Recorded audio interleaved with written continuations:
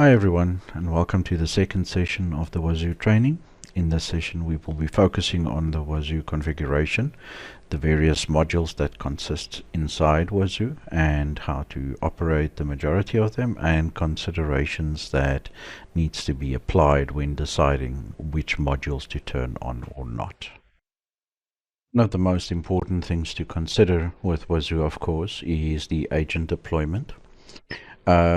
Then followed by that, it's the model configurations and group configurations and considerations. From an agent deployment point of view, there is automatic deployment with auto enrollment and automatic deployment with certificate validation if you want an extra layer of security. Something important to note is that since we've released version 4.03 and 4.04 respectively based on customer requirements of Wazuh, auto-enrollment isn't available, which means that the strings utilized to deploy or for the automatic deployment has changed and been adapted to the updated version of Wazuh.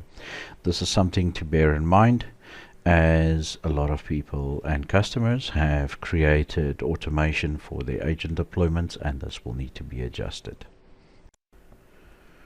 As you can see from the strings presented in the slide, you will see that there are options for Windows, Mac, Ubuntu. There are also options for other Linux flavors like Debian or Red Hat, etc. But obviously for brevity's sake, I haven't included them all in the slide. One thing to notice is that for the Windows deployment, there's an additional parameter. It's the Wazuh Manager and the Wazuh Registration Server. The reason both of these are included for Windows is so that it automatically restarts the service once registration has occurred. This will allow the agent to automatically check in and will prevent any unnecessary work that needs to be done to restart the service after registration. From a Mac perspective, you can also run a similar command which will install it. The service also might need to be restarted there, and with Ubuntu server you can, or workstation or desktop, you can just use that full string with the double ampersands in sequence and it will restart the service.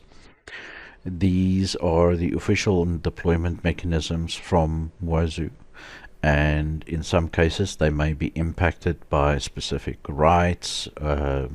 You will have to be administrative capable on any endpoints where you deploy this, but it may also be impacted by antivirus or EDRs, etc. So it is recommended that you whitelist the applications, or also note any configuration items like GPOs or lockdowns of Linux or Mac environments that will prevent successful installation.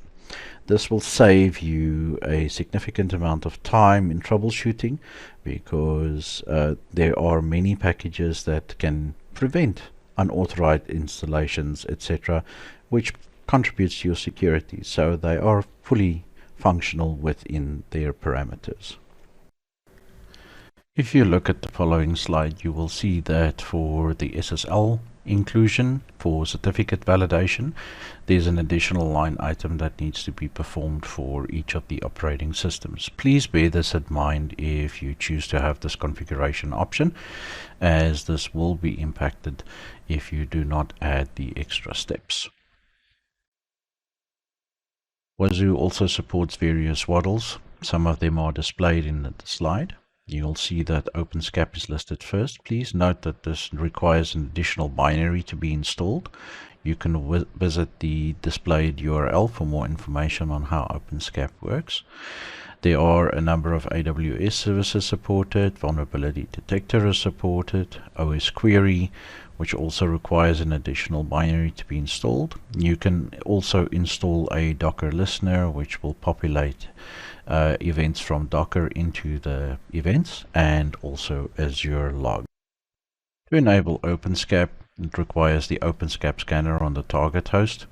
For RPM-based distributions, for example, you can just run yum install OpenSCAP scanner. For Debian-based distribution installation, it's a little bit more complex because you have to install an extra package, which is displayed. And then you can enable the waddle configuration inside the OSQuery.conf that resides on the Wazuh Manager. The following AWS-based services logs can be ingested into Wazuh. These require access to be configured individually. They will log their output to an S3 bucket, and that configuration can be placed inside the environment, which will allow it to be ingested. A full-fledged rule set and decoder set already exists to ingest all of this information. So the bulk of the work that needs to be done to get this configured is on the AWS side for the configuration for the log output, and then there's a few steps that needs to be added to the Wazuh manager configuration for ingestion. In this slide, you can see the configuration options, for example, for AWS CloudTrail and Amazon GuardDuty. Please note the interval, also remove from bucket and disable to set to no. Remove from bucket no means that the logs will remain in the S3 bucket indefinitely, so you still have that for archival purposes and compliance purposes. The interval is how often the script will run to actually ingest the events that's sitting in the S3 bucket. Run on start basically means that it will run the full checks for this when the Wazuh manager starts. Skip on error no means that it will actually log the error and it will stop the ingestion process at that point. That can be flipped to yes if you have some data corruption in the environment, etc. Then of course the name provided, the access key, the secret key, and only logs after. Only logs after is very important because that will specify to the system from which day forth the system should collect the logs. If you have logs for the last 10 years, for example, and you choose to ingest all of that, it will generate a lot of storage consumption, for example, and also processing consumption, which you may not need. You may only need 30 days, 90 days, or even a year for compliance reasons. So it is best to set it to the period that you require. From the active date for the system, of course. So if you have if you've had the system for a year and you want to now start ingesting, you can set it up to ingest the last year's worth. However, if you have just started up the system and you're starting ingestion, it is safer to just set it to whatever date you brought the service up, and it will ingest the logs from that time period. To deploy OSQuery, some of examples in the slide that's presented, you can see that you would have to add repository and then deploy OSQuery, etc. And then once you're done with that, you also have to prepare the configuration file for OSQuery. The package implementation will come with a basic example when you deploy OSQuery, but you can customize that to your specific needs, etc. This configuration is not managed by Wazuh. This is managed directly in the osquery.conf on each endpoint. So that is something to consider if you would like this functionality to be used. Please remember to enable the system or the service after you've configured it and installed it to make sure that it collects successfully. To enable the OSQuery waddle in the system, you can look at the example that's displayed inside the slide, and that will basically instruct the system to collect the logs that are generated by the OSQuery itself. If you want more information on the configuration options for this through Wazuh, please visit the URL displayed. To enable the Docker listener, you would have to install the Docker module with pip as displayed in the slide, and you also have to enable the Docker listener waddle as displayed.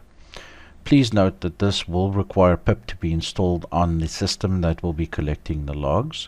This configuration will also have to be present on the agent side, as that's where the log ingestion will take place. So please remember that out of the waddles, this is one of the few that you would actually have to put an configuration for on the endpoint that you're monitoring. Azure logs have also got multiple integration options available. If you want to monitor instances inside Azure, you can install the Wazuh agent. If you want to monitor activity and services, these can be accessed through the Graph API. We've already done the heavy lifting for you for all the configuration items, etc. With this in mind, all that you are required to do is perform the registration steps for the log outputs, which will allow Wazuh to extract that information. Once you have that, you can add the line as demonstrated as the last line in the slide, replacing obviously the tenant ID with your tenant ID that you've set up, with the client ID that you've set up, and the client secret that was generated. You can copy and paste that line as is once you've updated those fields into the file that's located at /var/etc/office_365.conf. By default, this will run every 5 minutes, and it will pull all the logs generated for the last 5 minutes. This will ensure that all your events, etc., are ingested and processed accordingly into the environment. With those items covered, I'm quickly going to take you through the web interface. It's still accessible via the original path. You go to Dashboards, click the hamburger menu at the top, and you go down to Wazuh, and this will load the Wazuh dashboard. Please note that not all of these tiles are available out of the box. You have to enable some of them. To do so, you click on Wazuh, you go to Settings, you go to Modules, and you toggle the ones that aren't on by default depending on what your needs are, and it will automatically display those. You'll see that the layout and the access to the various modules has slightly changed, even though the main dashboard still looks the same. Something to bear in mind is there's a quick access to all the individual modules from here. From a management perspective, you can access the rules, decoders, CDB list, all your configuration items and management of the general system you can access through here. There are some nice new features with version 4, like the status check now has a restart manager, for example. You can look at your statistics for ingestion. Mine's not showing anything because there's very little data going through, as it's a lab environment currently. But as you ingest, it will demonstrate, or it will actually graphically show you the options or the volumes that you're currently ingesting. From a default perspective, you've got your security events, your integrity monitoring, which is paramount to or important to your compliance requirements. There's also regulatory compliance. You'll notice that there's a TSC compliance that's now built in as well. This is based off of the old Rainbow books, etc. So this is for the older generation that comes from there, but I'll take you through that in a second. Security events is obviously the default for the majority of items. So you can see that the dashboards have been updated a little bit. They've been cleaned up, made more visually appealing to a degree. You can get to events directly by clicking on events. You're not flipping between the dashboard and the events in the top right hand corner anymore, and you can see the items flowing in here. For your file integrity monitoring, if you've had on Windows, you've had registry changes, or you've had files being adjusted in sensitive folders that's being monitored, etc., it will be represented here. You can look at the events, and you can also look at the inventory, but for this you have to select a specific agent, and it will show you the inventory for that under integrity monitoring. I don't have any Amazon AWS or Google platform currently configured, but these options are available should you have that, based on the preceding slides that I've shown. Policy monitoring is enabled by default, and system auditing can be turned on should you choose to. Then there's obviously OpenSCAP, so if you've enabled that, there will be data in there. And Syscat is interesting. This is one that I still wanted to mention. This also requires a subscription to the CIS, Center for Internet Security. So You can enable this waddle, but unless you have the subscription, it will provide very little value. If you do have a subscription, then you can integrate it and switch it on, and it will start to function. Security configuration assessment is also specific to a node, so you select it. We can use that one as an example, and it will give you a benchmark of the workstation in question. So if you look at this, you can see pass is 22, fail is 9, and the average score is 70%. We can now have a filter on the failures, and we can look at what options are required here to pass those. Bearing in mind that this is a compliance audit to a degree, and the lockdown of some of these items can actually impede the usefulness of a workstation. In compliance areas, it may be required to do so, but in smaller environments where you don't have the compliance requirements, it is very important to vet these changes before you apply them.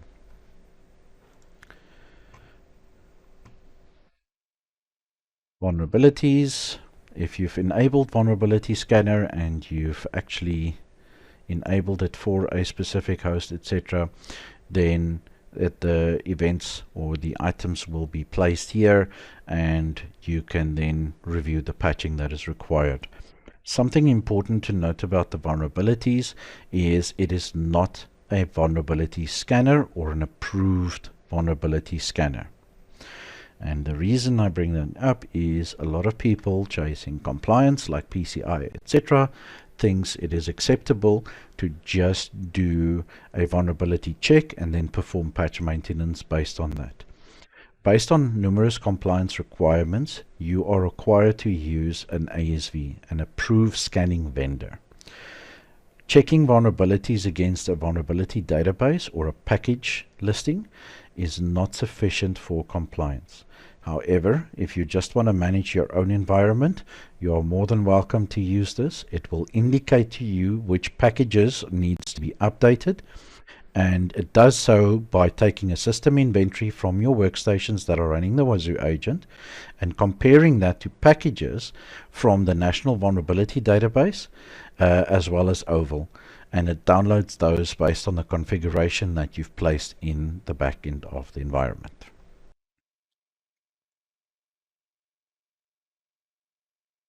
VirusTotal integration is supported, so if you're running file integrity monitoring on, for example, file shares, and you have a VirusTotal subscription, you can implement that, and any hashes that it encounters, it will actually do a query against VirusTotal, and it will tell you if it's a malicious hash or not. OSQuery, as discussed, will need a binary. If it's enabled, it will show you more information here based on what you've configured. It can look at items like disk space utilization, memory utilization, CPU utilization, etc. But this is an optional component. The MITRE ATT&CK framework dashboard that is displayed here. This is another big improvement in version 4. Many of the rules have been updated to include MITRE ATT&CK framework mappings. And what that does is, as the items come in for correlation and they're processed, it automatically associates the framework item that needs to be associated with that specific action. This allows you to generate the MITRE ATT&CK framework in the dashboard, as you can see, and you can then look at specific events based on the classification. So if you look at privilege escalation, you can filter for that, and you can go to events. And that will give you a listing of potential privilege escalation, and you can see here what happened, who did it, etc., which will help for those new to the industry or even those that just have a lot to do. It saves a lot of time for the classification. You can also look at the framework. As you can see here, it's to the left.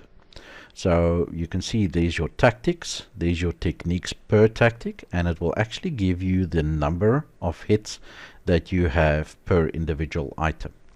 You can also do the discover for those specific events. You can look at graphs over that period of time, etc., and you can do that directly from here. The same structure that is deployed for the MITRE ATT&CK dashboard and the classifications is also available for your other compliance items. So you'll have the dashboard, which will give you a breakdown visualization. And in the case of PCI, there's your PCI controls. So if you go to your controls, you can see there's the requirement and there's the individual control.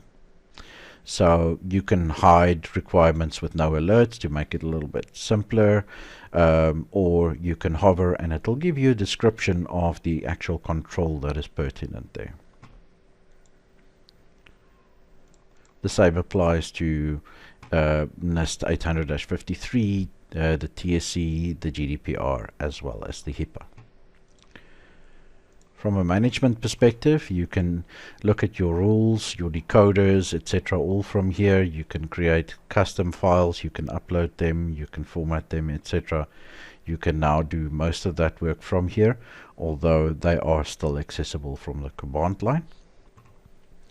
And your group management is still managed through this web interface. So you would, for example, create a group. Say, for example, we want to group all the Windows machines. So I'll create a group, set Windows. I'll go into the group and then I'll say manage agents. And I'll say, okay, that one is a Windows machine. I'll apply the changes. And if I now want to add a specific configuration for all the Windows agents, I'm in the Windows group, there's the agent.conf. I can just edit that and I can paste my config in there and it will automatically apply to all the Windows agents. The same will apply to the other machines that are Linux, for example. So we can do Linux and save that. We can go in there, manage agents, and that one is Linux. I can apply the changes. And you can even make it more granular. For example, if you want to add Ubuntu, Debian, Red Hat, OpenSUSE, whatever it is that you want to add, you can add individual groups in there and then add the agents down to that level of granularity. You can also use it to group machines with a specific function, for example, like finance, HR, etc., because each department obviously has their own items that needs to be monitored and maintained. Status I've shown you a little bit earlier. If you have a cluster running, you can monitor the cluster through here as well. Logs is the same logs that you could access from the command line before, and you can access it from here as well. You can say real time, which will act like tail in Linux. You can also set up the specific modules or the specific subcomponents of Wazuh that you want to see the logs for, etc. And the statistics I've shown you as well. So if we have a look at the configuration, it's got quite a number of classifications here already. So if you want to see something specific, let's have a look at the vulnerabilities. You can see it's disabled currently, but you can switch that to switched on. You can edit the configuration directly through here. As you can see, it's the same XML structure that you're used to with previous versions as well. And you can make any modifications you want here and you can save it. And then you can click Restart Manager. Please bear in mind that restarting the manager from here takes approximately double as long as from the command line because it runs through the API infrastructure for Wazuh and thus takes a little bit longer. That's just something to bear in mind. From an agent's perspective, the interface has also been updated. It shows you which agents are active, etc., which you had before, but you now have coverage, etc. And if you go into a specific agent, there's a specific dashboard for that agent that shows you the recent file integrity monitoring changes, your compliance changes with drop downs for the various compliance items. Then there's your persistence and your MITRE ATT&CK framework mappings as well. It gives you the operating system, the registration date, last keeper live date, etc. You can access the individual items at the top for that agent specifically. And if we go back to agents, Select it again. You can also look at the inventory data. Now, this is where the vulnerability management becomes important, because it looks at the Windows updates as well as the packages that are installed. And it will compare the versions versus the versions that is presented from the National Vulnerability Database, etc. Something to bear in mind is certain operating systems like Red Hat, CentOS, etc. They like backporting patches. So if they have a vulnerable version of Tomcat, for example, that's 4.1.9, they may fix the vulnerability, but they'll re-release the package as Tomcat version 4.1.9. The only way to determine if the machine is vulnerable or not is to check when the packages were updated, if it was done after that package was released, or by doing an ASV scan from an approved scanning vendor. This makes it a little bit more tricky, but it is something that needs to be considered when you use vulnerability management through Wazuh. So you can also access dev tools. There's a whole bunch of API information that you can extract, etc. There's full documentation on the Wazuh website for that. Feel free to peruse that and play around with it. The API is very powerful. Please note that it is not a bulk API. It is an individual transaction API. It does not support making multiple far sweeping changes in one go. You need to structure your queries properly. From a security perspective, there are some options for users, roles, policies, and role mappings. At this time, we do not recommend that you change any of that, as it may impact your experience with the environment. From a settings perspective, the API settings are automatically applied. You do not need to change any of that. The modules enabled I showed you earlier. This you can switch on or off. If you would like to ingest sample data, you can use the sample data that's here. And there is some underlying architecture information or configuration items here that relates specifically to the Wazuh app inside Kibana. And if you want to see logs that's specific to the Kibana Wazuh app, you could just click on that. Please note that some of these logs can be quite large, and it may take a while to open up. And then you can see your versions, etc. And that basically covers the interface. Please note that if you've selected an agent at some point throughout the perusing, it pins it, so you need to unpin it if you want to see the overarching items again. I hope you have fun playing with the environment. I hope you have fun setting it up. This community edition is completely free. You can set it up and distribute it and configure it to your heart's content, play with it, and let us know what you think. Thanks everybody.